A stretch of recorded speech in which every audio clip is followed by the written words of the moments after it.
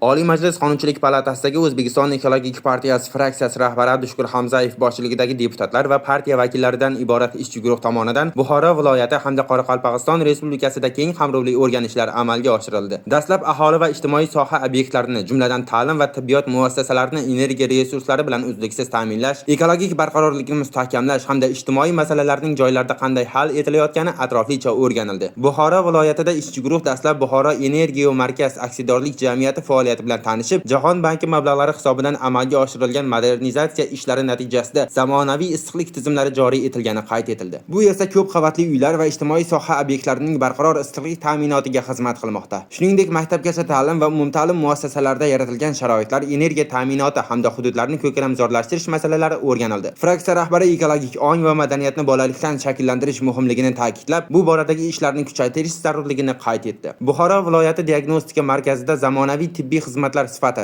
yuqori texnologiyali uskunalar imkoniyatlari bilan tanishilib, aholi salomatligini muhofaza qilishda tibbiyot muassasalarining o'rni alohida e'tirof etildi. Qoraqalpog'iston Respublikasidagi o'rganishlar doirasida qayta tiklanadigan energiya manbalari yo'nalishida faoliyat yuritayotgan korxonalar, oliy ta'lim muassasalari va hunarmandchilik maskanlari faoliyati o'rganildi. Nukus shahrida o'tkazilgan ochiq muloqotlarda Orolbo'yi hududidagi ekologik vaziyat, suv va yer resurslaridan oqilona foydalanish, yoshlarning ilmiy va innovatsion tashabbuslarini qo'llab-quvvatlash masalalari muhokama qilindi. Chimboy tumanidagi ta'lim muassasalari va mahalliy kengashlar faoliyati bilan tanishilib, energiya ta'minoti barqarorligini ta'minlash, deputatlik nazoratini kuchaytirish hamda ekologik masalalarni hududiy dasturlar bilan uyg'unlashtirish bo'yicha takliflar bildirildi. Mazkur o'rganishlar ekologik barqarorlikni ta'minlash, aholi farovonligini oshirish va hududlarda ijtimoiy-iqtisodiy rivojlanishni jadallashtirishga qaratilgan izchil sa'y-harakatlarining amaliy ifodasi bo'ldi.